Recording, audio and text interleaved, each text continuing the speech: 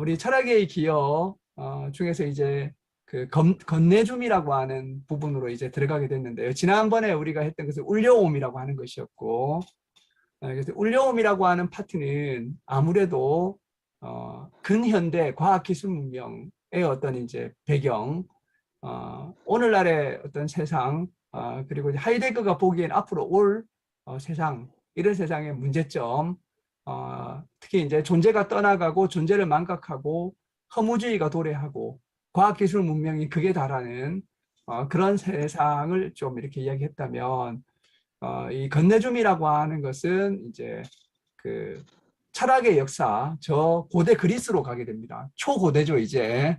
철학의 첫 시작. 전에도 말씀드렸듯이 하이데거에게는 철학의 시작이 탈레스가 아닙니다. 바로 아낙시만드로스라고 하는 분인데, 아낙시만드로스, 뭐 파르메니데스, 헤라클레이토스 이런 분으로부터 플라톤, 뭐 이렇게 이제 쭉쭉 가서 니체까지 이르는 이런 이제 철학사, 철학사 이야기를 하는 것이 바로 이 건네줌이라고 하는 그런 파트라고 할 수 있겠습니다. 이 건네줌은 쭈 슈필이라고 하는 이제 독일어로 표기가 되는데, 뭐 영어로 하면 패스 정도 생각하시면 패스, 패스나 토스 같은 거, 배구할 때 토스 있지 않습니까? 그래서 하이데거가 다른 시원으로 가려고 하는데 곧바로 다른 시원으로 건너가는 것이 아니라 서양 철학을 열었던, 서양의 철학이라고 하는 것을 탄생시켰던 그 위대한 놀라운 철학자들, 그 철학자들의 토스를 받아가지고 이제 자기가 탁 이렇게 그 공을 받아가지고 다른 시원으로 넘어간다, 이런 의미를 가지고 있습니다. 그래서 이 건네줌이라고 하는 부분은 철학사입니다. 철학사. 철학사 책이 한 권 있는 거예요. 아주 얇은. 그리고 이 철학사 책은 하이데거가 만든 철학사입니다. 하이데거가 해석하고 만든 철학사. 그래서 우리가 보통 뭐 유명한 철학사 책 있지 않습니까? 램프레이트의 철학사라든지 코플스톤의 철학사라든지 이런 이제 우리가 정규적이고 많은 사람들이 그렇게 익히 알고 있는 그런 철학사하고는 완전히 다른 하이데거가 만들어낸, 하이데거 자기 사상으로 자기 생각으로 쓴 이런 이제 철학사라고 하는 것이죠. 그래서 여기에서는 제1시원과 다른 시원이라고 하는 전망이 굉장히 중요하다는 것입니다. 그래서 일단 시원이란 개념, 지난번에도 말씀드렸지만 아낙시만드로스나 파르메니데스, 헤라클레이토스 이런 분으로부터 서양 철학의 제1시원이 있었고, 이제 하이데거 자신으로부터 다른 시원이 열리고 있는데, 이 다른 시원에는 존재 역사적인 사유의 전망이 나타나게 된다, 이런 이제 이야기를 한 거죠. 그래서 우리가 지난번에 살펴보았던 울려옴이라고 하는 것은 제1시원의 마지막 단계에서 드러난 탈사건, 탈고유와 사건을 주로 논의했다면, 이제는 2500년 전으로 거슬러 가가지고 철학의 제1시원을 고찰하면서 다른 시원으로의 도약을 준비하는 것이 바로 건네줌이라고 하는 파트라고 하는 것입니다. 그래서 제1시원을 근원적으로 내 것으로 가져오는 것은 다른 시원으로 건너뛸 수 있는 발판이 된다는 것이죠. 이런 이제 생각은 하이데거 자신이 원래 전통이라는 배경을 절대 무시하지 않습니다. 하이데거는 우리의 삶의 전통이라는 것을 무시될 수 없는 거죠. 하이데거적 관점에서는 사람은 전통 속에서 성장하고 자랐기 때문에 이것을 뭐 무시하거나 없다고 생각할 수는 없는 거죠. 언제나 전통이라는 것을 깊게 생각하고 있는 사람이 하이데거인데, 또 한편으로는 전통을 무비판적으로 받아들이지 않고 언제나 전통과 대결하면서 전통을 또 새롭게 되살리는, 탈구축하는, 전통에 대해서 무자비하게 파괴를 수행하면서도 전통을 오히려 살려내는 그런 이제 스타일이기 때문에 굉장히 독특하죠. 전통을 굉장히 중시하면서, 전통을 절대 무시하지 않으면서, 전통을 맹목적으로 추종하는 것이 아니라 파괴하면서, 그럼 이 사람은 완전 해체적이고 파괴적이냐, 그런 것도 아니라 전통을 또다시 되살리면서 새롭게 대화하는 그런 방향을 취하는데, 여기 철학의 기여라는 책에서도 그런 특징이 고스란히 나타나 있다는 것입니다. 또 하나의 특징은 바로 그렇게 함으로써 다른 영역으로 도약하는 발판을 마련한다라고 이렇게 얘기하는 거죠. 그래서 이제 제1시원을 전유하고 내 것으로 가져가는 것이 다른 시원의 발판이 되는 이유는 뭐냐면 제1시원을 근원적으로 정립하게 되면 다른 시원의 필연성이 설명되기 때문이라고 이야기하고 있습니다. 그래서 이제 이렇게 생각하게 되면 건네줌이라고 하는 것은 역사적인 본질을 가지고 이행의 최초의 다리 세웁니다. 이런 이제 제1시원으로부터 다른 시원으로 건너가는 다리가 세워진다는 거죠. 브릿지가. 그래서 이제 이 부분에 대해서 이야기를 하고 있다는 것입니다. 자, 그럼 이제 하이데거를 따라가지고 제1시원을 한번 고찰해 보면 좋겠는데, 여기에서 굉장히 중요한 것은 하이데거는 독일어 중에서 게슈이테하고 히스토리라고 하는 것을 구분한다는 것입니다. 우리가 영어에서는 히스토리라고 하는 것이 하나만 있잖아요. 히스토리. 근데 독일어에서는 역사라고 하는 말이 두 가지가 있다는 거죠. 게슈이테라는 말이 있고 히스토리라는 말이 있다는 것입니다. 자, 그래서 이제 게슈이테라고 하는 것은 게쉘이라고 하는 사건, 사건 생기 이런 이제 발생한 일이라는 말에서 이제 유래한 것이고 이것은 이제 독일에서 나온 말이고요. 히스토리란 말은 이제 그리스에서 유래했습니다. 그리스어에서. 근데 이제 우리가 보통 하이데거 전공자들이 옮길 때는 어떻게 옮기냐면 게시테라고 하는 것을 역사라고 옮기고 히스토리라고 하는 역사학이라고 옮깁니다. 역사학. 그래서 지금 어떤 사람이 이것을 뭐 게시테는 사건사, 히스토리는 기록사 이렇게 옮기기도 하는데 하이데거의 중요한 것은 게시테인 거죠. 게시테. 히스토리보다. 그래서 이제 하이데거가 철학의 역사를 생각할 때는 역사학적으로 고찰하는 것이 아니라 히스토리쉐하게 고찰하는 것이 아니라 게시틀리헤 바로 역사적으로 이렇게 이제 숙고한다는 것입니다. 그래서 우리가 보통 역사학적 지식이 많은 것이 여기서 중요한 것이 아니라는 거죠. 우리가 역사의 일각에 있는 사람들에 대해서 그런 말 많이 하지 않습니까?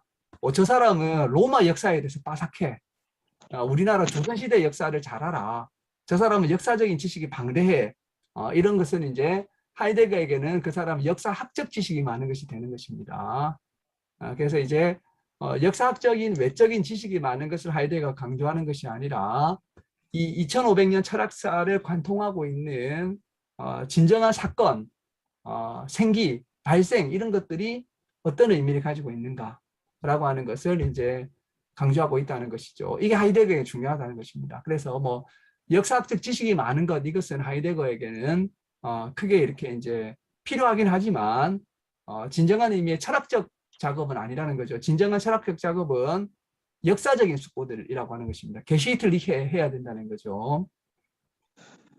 자, 이런 이제 의미에서 하이데거는 이제 제1시원과 다른 시원이라는 자신의 틀을 가지고 이제 서양 철학을 한번 돌아본다는 것입니다. 보니까 제1시원의 역사는 형이상학의 역사더라 이렇게 얘기해요. 형이상학, 메타피직. 그래서 이제 그러면 하이데거가 생각하는 형이상학의 특징은 뭐냐면 존재가 존재자들에게서 발견될 수 있다고 생각하는 것이 바로 형이상학이라고 하는 것입니다. 형이상학이라고 하는 것은 존재자들에서 출발해가지고 그리고 이제 거기에서 존재를 발견하는 것. 그래서 존재자를 넘어서 존재를 발견하는 이게 이제 그 메타라고 하는 거예요. 메타.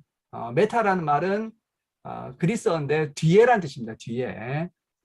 이게 이제 뒤에 가게 되면 이게 메타는 뭐가 되면 트랜스가 됩니다. 트랜스. 넘어서. 그래서 이제 자연학, 피시스라고 하는 피직이라고 하는 자연학, 물리학을 오늘날에는 이게 피직이 물리학이지만 고대에서는 이게 자연학이었거든요. 자연에 대한 자연과학을 충분히 해가지고 그리고 나서 이제 그 뒤로 넘어가는 거. 이걸 메타피직이라고 하는 거죠. 근데 하이데거는 이 방법 자체가 일시원의 특징이고 이것이 좀 그 진정한 방법이 아니라고 본다는 것입니다. 그래서 이제 오히려 이렇게 되면 존재 진리로부터 멀어진다고 하이데거는 보고 있습니다. 이런 방법을 하게 되면 그래서 이제 존재자를 넘어서서 존재를 발견하라고 하는 시도는 진정한 의미의 존재함, 존재라고 하는 것을 발견할 수 없고 존재 진리를 발견할 수 없다는 것이 하이데거의 생각이었다는 거죠. 그래서 이제 이 존재자는 이제 어떻게 보면 그리스 시대에는 자기의 시원 속에 있었지만 중세 시대에는 최고의 것, 신을 통해서 발생한다고 생각을 했고요. 근대에서는 대상이 되었다는 것이, 이 말은 뭐냐면 갈수록 좀 더 이렇게 부족한 모습으로 나아갔다는 거죠. 그래서 고대 그리스에서는 존재라고 하는 것은 피어나는 것이었어요. 피시스라고 하는 것은 저절로 피어나고 생겨나는 것을 말했거든요. 근데 중세 시대에는 기독교가 들어오게 됨으로써 제품이라고 하는 의미를 가지게 된 것이죠. 피조물, 바로 신이 만든 하나의 기계 같은 걸로 생각이 됐던 것입니다.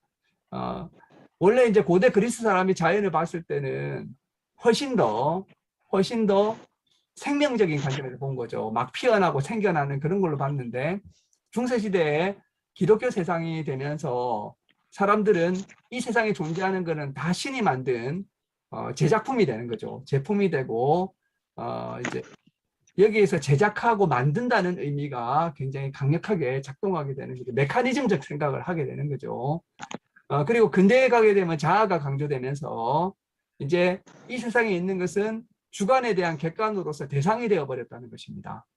이런 이제 사고 방식이 이제 점점 더 그 존재 진리는 숨어지는, 존재 진리가 점점 사라지게 되고 떠나게 되는 그런 이제 방식으로 작동했다는 거죠.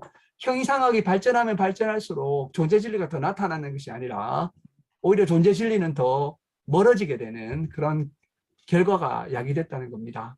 그래서 하이데거의 철학사는 진보적인 철학사가 아닙니다.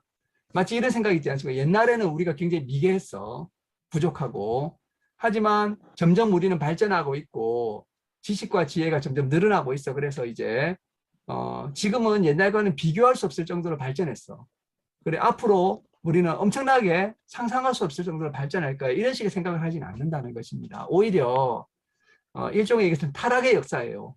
점점 더 왜곡되고 점점 더 부족해져 가는 역사고, 그리고 이제 현대의 그런 상황은 거의 말기 증상입니다. 이제 생명의 어떤 말기 증상까지 왔다는 거죠. 그래서 이제 새로운 시작이 필요하다라고 하는 이제 그런 생각을 하게 되는 것이죠. 그러면 하이데거가 이런 이제 생각을 하면 하이데거 너 형이상학 비판하는 거냐? 근데 이제 그런 것은 아니고요. 형이상학이 뭔지를 좀 더 깊게 생각하게 되고, 그래서 이제 진정한 길로 가보고자 한다는 것이죠. 그래서 형이상학은 무조건 잘못됐다든지 나쁜 거라든지 이런 말을 하려는 것은 아닙니다. 오히려 형이상학을 더 그 자체에서 더 본질적으로 알아내고 또 형이상을 넘어서서 새로운 길로 가보자는 것이지, 형이상학 자체가 완전히 헛수고나 오류나 잘못으로 보지는 않는다는 것입니다. 그래서 이런 관점에서 하이데거는 철학계의 기여에 이르기 전에도 하이데거는 다양한 역사적인 강의를 했습니다. 역사적인, 이때는 역사학적인 강의가 아닙니다. 하이데거의 연구들은 역사학적인 부분도 있지만 다 이렇게 이제 철학적인 그런 해석입니다. 자기 생각으로 해석을 한 거죠. 그래서 전문적인 철학 역사가들이나 철학 전공자들은 하이데거 해석에 굉장히 붕괴했습니다. 당신은 원저자의 생각을 그대로 존중한 것이 아니라 해체를 감행했다, 이런 식으로 해서 굉장히 분노했던 것이죠. 그래서 이제 이런 이제 역사적인 하이데거의 강의들 가운데 라이프니츠도 있고 칸트도 있고 셸링도 있고 헤겔도 있고 니체도 있습니다. 그래서 이런 이제 다양한 그런 이제 강의들을 했던 것이죠. 그래서 이제 이런 과정들은 다 다른 시원으로 넘어가기 위한 하나의 그 준비 단계, 하나의 유일한 것에 대한 존재 진리라는 것을 알기 위한 하나의 준비 단계였다는 거죠. 하이데거는 이 이제 건네줌이라는 파트에서 이 책을 보게 되면 이 내용을 역사학적인 연대순으로 이렇게 하지 않았다는 것입니다. 그래서 우리 건네줌을 읽을 때마다 어떨 때는 황당한데요. 이게 뭐 시대가 들쭉날쭉돼 있다는 거죠. 그래서 이제 그 연대순으로 하지 않고 독자적인 관점에서 주제별로 배열을 했는데, 저는 이제 이것을 다시금 이제 역사학적인 순서로 돌려서 옛날부터 이제 현재까지 이렇게 이제 가게 했다는 것입니다. 한번 보시죠. 그래서 이게 제가 이 건네줌을 분류한 겁니다. 아니면 뒤죽박죽 돼가지고 우리가 굉장히 이해하기 어려운데 이제 제가 분류한 것은 이겁니다. 아낙시만드로스, 플라톤과 아리스토텔레스, 중세, 데카르트에서 칸트까지 독일 관념론, 헬덜린, 키에르케고르, 니체. 니체까지 가게 되면 이제 전체 철학사가 끝나는 거죠. 뭐 그 사이에 수많은 철학자들이 있지만 그러나 이 정도 굵직굵직한 사람을 우리가 간략하게 언급할 수 있다고 하는 것입니다. 그래서 이제 발레가 노이라고 하는 제가 좋아하는 하이데거 이 후기 철학, 중기 철학 전문가가 있는데요. 이분은 제1시원의 철학자 중에서 시작과 끝이 제일 중요하다는 것입니다. 시작은 바로 아낙시만드로스고요. 끝은 니체입니다. 그래서 제1시원의 출발점은 아낙시만드로스고 끝은 니체라는 거죠. 그래서 제1시원에서 결정적인 것은 그 시작과 끝이다. 아낙시만드로스와 바로 니체다라는 거죠. 자, 우선 아낙시만드로스부터 한번 보죠. 아낙시만드로스의 잠언 몇 마디 안 됩니다. 이게 굉장히 짧은데 하이데거 이걸로 책을 몇 권을 씁니다. 그만큼 이제 서양 철학 제1시원의 출발점으로서 아낙시만드로스의 잠언을 굉장히 극히 중시했던 거죠. 그래서 이제 하이데거에 따르면 이 아낙시만드로스의 잠언은 서양 사유의 제1시원으로부터 우리에게 전승된 잠언이다. 여기에서 서양 철학이 시작되었다라고 한다는 거죠. 그리고 존재자에 대해서 가장 오래 전승된 말이다라고 이야기하고 있다는 것입니다. 그래서 하이데거는 1932년부터 1936년에 철학의 기여들을 썼으니까 그 전부터 아낙시만드로스의 잠언에 대해서 굉장히 관심을 가졌는데요. 서양 철학의 시원이라는 책이 있습니다. 서양 철학의 시원. 여기에서 아낙시만드로스와 파르메니데스를 공부한 그런 책인데요. 그 강의 내용입니다. 이 연구는 철학의 기여들과 그 이후의 작품들에게서 계속 영향력을 미치고 있습니다. 그래서 이 아낙시만드로스의 잠언에 관한 논의는 극히 중요한데요. 하이데거에 따르면 제1시원에서 존재자는 이 이제 말이 뭐냐 피시스라고 하는 말은 피시스로 경험되고 명명된다. 피시스 이 말에서 피직이라는 말이 나왔습니다. 피시스는 보통 일반적인 번역으로는 자연인데요. 자연. 하이데거는 이제 이 피시스란 말이 저절로 피어나는 것을 말합니다. 꽃이 피어나고 막 뭐가 생겨나고 아이가 태어나고 막 이런 거 있지 않습니까? 이렇게 막 뭐가 막 계속해서 발생하는 상태 저절로 이런 상태를 바로 피시스라고 부르는 거죠. 그래서 하이데거는 제1시원에서 존재자는 피시스로 경험되고 명명된다고 이야기하고 있습니다. 그래서 여기에서는 존재 자성은 아직까지는 숨겨져 있다는 것입니다. 이 말이 굉장히 중요한데요. 존재가 있고 존재자가 있고 존재 자성이 있습니다. 존재 자성은 긍정적인 것이 아닙니다. 존재 자성이라고 하는 건 뭐냐면 존재자의 특성을 추상적으로 개념적으로 고정적으로 파악한 것이 바로 존재 자성에 해당된다는 거죠. 그래서 이제 이 존재 자성이 대표적인 이데아 같은 건데요. 이것은 이제 지속성과 현존성, 지속하는 현존성으로 이렇게 이제 존재 자성을 만들어낸 것을 말하는 것입니다. 그러나 이제 여기에서 아낙시만드로스에게서나 초기 그리스인들에게서는 피시스는 아직 존재 자성으로는 나타나지 않았고 아직까지는 피어나는 걸로 생각했다는 훨씬 더 과정적이죠. 훨씬 더 과정적이고 좀 더 유동적이고 근데 좀 뒤에 지나게 되면 이제 그 존재 자성이라고 하는 것은 고정적이고 지속하고 무시간적인 형태로 이렇게 바뀌게 됩니다. 그래서 이제 이런 것이 이데아로 발전하게 되는 거죠. 근데 아직까지는 그래 생각하지 않고 막 유동적이에요. 이렇게 막 피어나고 생겨나고 과정적이고 이렇게 이제 그 생성적이고 이런 특성이 굉장히 많다는 것입니다. 그래서 이제 그 피시스는 피시스 속에서 이 피시스란 말은 뭐냐면 온해 온이라고 해서 이것은 제가 이 순표나 이거 그 이제 강세를 다 생략했는데요. 존재자로서의 존재자 속에서 스스로 발생되는 자체 생성하고 생겨나는 것으로서 피시스가 이해됐다는 것입니다. 그래서 피시스는 아직까지는 존재자로서의 존재자로 있고 티토온 존재자란 무엇인가 라고 하는 그런 이제 본질 물음, 본질적인 어떤 이제 형태로 굳어지지 않고 여전히 이렇게 이제 생성과 과정 속에 있는 그런 존재자로서 여겨졌다는 것입니다. 물론 여기에도 아쉬움은 있다는 거죠. 하이데거가 보기에는 이제 이 피시스라고 생각할 때 존재함과 존재자가 같이 생각이 되었는데 이제 존재자적인 측면이 강조된 것이죠, 사실은. 그러나 여전히 이제 이 존재함이라고 하는 것도 어떻게 생각됐냐면 고정되고 그리고 이렇게 그 현존하고 현재적인 의미만 가지고 영원히 현재하는 그런 특징이라든지 본질적이라든지 이런 특성을 가지지 않고 과정적이고 유동적이고 피어나고 생성하고 이런 이제 걸로 우리가 자연이라고 말할 때 그런 느낌과 훨씬 더 가깝게 생각이 되었다는 것입니다. 자, 그래서 하이데거가 형이상학이란 무엇인가라는 강의를 1935년에 하게 되거든요. 여기에서도 그리스 사람들은 피시스라고 하는 것을 존재자 전체, 특히 존재자 자체 전체라고 불렀다고 합니다. 여기에서 이제 이 피시스가 사실은 존재자 자체 전체이면서 존재자를 존재자로 머물게 해주는 존재 자체라고 이렇게 생각이 되었는데요.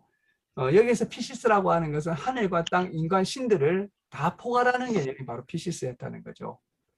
그래서 이 피시스라고 하는 것은 이렇게 피어나는 하나의 지배력, 주제력으로서 우리가 이제 피시스라고 할 때 많이 느낄 수 있는 게 해일이 막 몰려온다든지 이런 거 있지 않습니까? 막 거대한 이제 이런 자연의 어떤 힘 앞에서 우리가 내가 그냥 아무것도 할 수 없는 것을 느낄 때 이런 이제 그런 이제 의미가 있고요.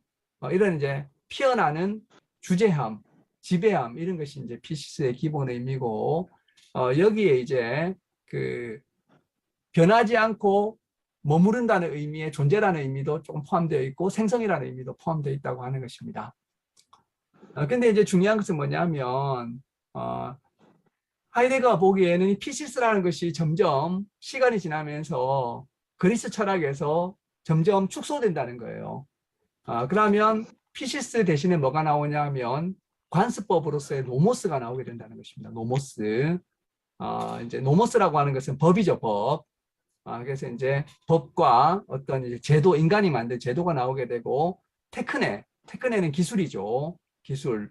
이런 걸로 이제 대비되면서 점점 피시스라고 하는 것이 인간이 만들어낸 하나의 이제 그 법이라고 하는 측면, 그리고 이제 그 기술이라고 하는 측면으로 점점 좁아들게 됐다는 것입니다. 물론 이제 초기의 테크네라고 하는 것은 아직까지는 예술이나 기술이라고 하는 의미보다는 설계하고 마무리를 하는 그렇게 할 수 있는 어떤 암과 역량 같은 걸 말했다는 것입니다. 하나의 지혜이고 이것은 이제 테크네라고 했지만 이것도 역시 좀 지나게 되면 점점 더 인간의 테크닉 같은 형태로 이렇게 이제 나아가게 됐다는 것이죠. 자, 우리가 플라톤까지 하면 될 것 같습니다. 플라톤은 존재자의 존재자성을 이데아로 해석했다. 이데아. 이를 통해서 온으로, 이 온이라고 하는 게 존재자입니다. 이해된 피시스가 이제 이데아로 또 테크네로 이해되는데 결정적인 영향을 끼쳤다는 것입니다. 그래서 이러한 플라톤의 영향력은 존재자를 형상과 진료, 형태와 진료, 이것에 이제 순로곤, 이것은 이제 뭐 함께 말하다 이 말인 것이죠. 형상과 진료를 결합해서 함께 말하는 그런 해석에 도움을 주었고, 또 이제 이것은 존재자성을 지속적인 현존성으로, 이게 굉장히 중요합니다. 지속적인 현존성으로 이렇게 이제 파악하게 함으로써 이제 존재자성에 있어서 하나의 새로운 어떤 전기를 마련한 것이 바로 플라톤 철학이었다고 하는 것이죠. 그래서 하이데거가 보기에는 플라톤이라고 하는 분이 위대하고 대단하지만 진리론에 있어서도 큰 영감을 주었지만 이런 측면에서는 제1시원의 어떤 방향을 결정적으로 이런 방향으로 몰고 간 그런 분이 된다는 것입니다. 물론 이제 그리스적 의미의 이데아라고 하는 것은 관념론자들이 이데아라고 하는 말하고 같이 이제 그 생각이 되는 거죠. 이 관념론자들의 이제 이데아하고는 다른 거죠. 근대적 의미의 주체 객체 관계에서 주체의 의미가 극화된 그런 의미의 이데아는 아닙니다. 오히려 이제 외관, 눈에 보이는 외모나 형태 있지 않습니까? 이것의 나타남과 연관이 있다는 거죠. 그래서 이데아란 말은 이런 지속적이고 현존적이고 형태적이고 눈에 보이면서 이렇게 외관적으로 가지고 있는 어떤 이제 그런 것. 그래서 이제 현존화와 존속하는 것이 이제 나타나는 것을 말한다는 것입니다. 여기에서 이 TST인이란 말이 있는데 이것은 뭐뭇은 무엇인가라고 하는 what is의 이제 물음을 말하는데 이런 이제 본질과 실존이 이제 드디어 구분되기 시작하는 거죠. 플라톤이 계속 묻는 것은 본질입니다. 그래서 이제 이데아라고 하는 것은 다자가 통일되는 일자이기 때문에 이데아는 또 공통성입니다. 공통성. 자, 그래서 우리가 여기 제가 여러 펜들이 있지 않습니까? 이 펜들이 있는데 이데아는 하나죠. 펜의 이데아는 하나죠. 그래서 이 펜의 이데아의 펜의 공통적인 것이 펜의 이데아가 되는 거죠. 그래서 이데아는 코이논, 공통성이 된다는 것입니다. 그래서 이제 이데아는 존재자의 존재자성, 자이언트 하이트로부터 시작이 되었고 이제는 이데아는 공통적인 것이구나. 그리고 이것이 바로 온토스온, 참으로 존재하는 존재자가 되는 것입니다. 이것은 뭐냐면 하나의 이제 그림자 같은 것이 되는 거죠. 이것은 진짜 존재하는 것이 아니라 이데아가 진짜 존재하는 것이 된다는 것이죠. 그리고 이 개별적인 것은 비존재자가 되는 거예요. 하나의 이제 그 모방이나 이런 이제 하나의 그림자처럼 여겨지게 된다는 것이죠. 이것은 충분하지 않은 존재자로 이렇게 파악되게 된다는 것입니다. 이것이 이제 어떻게 보면 플라톤이 이렇게 열었던 하나의 그러한 그 철학적인 하나의 방향이었다는 것입니다. 그런데 존재자성에서 아직 완전히 충족되지 않은 어떤 것이 어렴풋하게 알려지게 됩니다. 그래서 존재자성을 넘어가는 것이 추구되는 거죠. 이것이 이제 초월이라고 하는 것인데요. 이것이 바로 에페케이나테스 우시아스라는 유명한 말입니다. 존재자성을 넘어서 그래서 이것은 가치나 의미, 이상 이런 걸로 이렇게 이제 옮겨지게 되는 것이죠. 그래서 이제 이런 식으로 계속해서 이제 생각된 것이 바로 플라톤이 한 일이라고 할 수가 있겠습니다. 어떻게 할까요? 이게 이제 우리 플라톤에서 좀 멈출까요? 아니면 중세까지 한번 가볼까요? 중세 짧은 단원인데 조금 더 해도 되겠습니까, 혹시? 예, 조금 더 하죠. 조금만 더 하죠. 한 3번까지만 네. 하고 우리 토론할 수 있으면 좋겠습니다. 그런데 이제 이런 플라톤까지 이야기가 되다가 이제 이런 이제 존재론이 드디어 신학, 테올로기아, 신에 대한 담론, 신에 대한 말로 이렇게 넘어가게 되는 거죠. 이건 당연하다는 것입니다. 왜냐하면 플라톤이 도달한 마지막 단계가 에피케이나테스 우시아스, 존재자성을 넘어서 에피케이나 저 너머에 가는 것이기 때문에 저 너머에 가는 것은 테이오스, 신적인 특성을 갖는다는 것입니다. 그래서 이제 그 플라톤 아리스토텔레스 철학은 어디로 넘어가게 되냐면 유대적이고 기독교적인 신앙에 이것이 사용된다는 거죠. 그래서 이제 이 중세 존재론에서 플라톤주의와 굉장히 비슷한 것이 바로 유명론이 아니라 실제론인 것, 실제론. 그래서 이제 유명론이라고 하는 것은 이름만 있다는 말이고 실제론이 진짜 있다는 말. 이거 보편 논쟁이라고 하는 철학사의 굉장히 중요한 논쟁인데요. 이에 대한 비유를 이렇게 들면 될 것 같습니다. 사과, 배, 복숭아가 있다는 거죠. 사과, 배, 복숭아. 이걸 묶는 것이 뭡니까? 바로 과일이라고 하는 거죠. 과일. 이 과일이라고 하는 보편 개념이 진짜 있느냐? 진짜 있다고 하면 이게 실제론이 되는 거예요. 근데 과일은 이름밖에 없어. 과일을 어떻게 우리가 가르칠 수 있냐? 이렇게 되면 이제 유명론이 되는 것이죠. 그래서 이제 플라톤주의와 더 비슷한 것은 보편이 진짜 있다고 하는 이제 실제론의 입장이 되는 것입니다. 그런데 이제 유명론이 중세 후기에 더 큰 영향력을 행사했던 것. 초기에는 뭐 다 실제론적으로 사용했지만 유명론이 좀 더 힘을 얻게 되면서 이제 실제가 뭐가 되냐면 실존, 엑지스텐치아가 실제가 되는 거죠. 이제 실제의 의미가 바뀌는 거죠. 옛날에는 여기 있는 이런 것들이 실제가 아니었고 리얼이 아니었고 펜의 이데아가 리얼이었습니다. 그런데 유명론이 펜의 이데아라고 하는 것은 하나의 이름밖에 안 돼. 그거는 그냥 이름이지 진정한 실제가 아니야 라고 하면서 이제 여기 있는 이런 것들이 이렇게 실존하는 것들이 현존하는 것들이 리얼이라는 의미를 이제 얻게 된 거죠. 그래서 이제 우리 현대적인 의미의 리얼리즘이다 이렇게 말할 때는 이제 중세적인 의미하고 전혀 다른 거죠. 중세 사람에게 리얼리즘이다 이렇게 말하면 뭐였습니까? 그건 바로 보편을 말하는 거였습니다. 근데 현대인들에게 리얼리즘은 지금 이제 실존하고 현존하는 것이 리얼리즘이 된 것이죠. 근데 뭐가 제일 실제적이냐? 자아가 제일 실제적이라고 생각하게 됐다는 겁니다. 그래서 에고 코기토, 에고 숨. 나는 생각한다, 나는 존재한다가 드디어 이제 중세 말기에 유명론에 의해서 준비되기 시작했다는 것이죠. 그래서 이제 이데아라고 하는 것은 자아의 지각 속에서 파악이 된다는 것입니다. 그래서 이제 이데아라고 하는 것은 자아의 지각 속에 파악된 지각 대상이자 지각함이 되는 거죠. 그래서 이데아가 지각으로 해석되면서 플라톤주의가 관념론으로 주체가 생각하는 관념론으로 넘어갈 수 있는 그런 변화가 생기게 됐다는 거죠. 그래서 근대로 넘어가게 되면 드디어 이제 데카르트로 넘어가게 된다는 것입니다. 뭐 이건 다 철학사적인 이야기죠.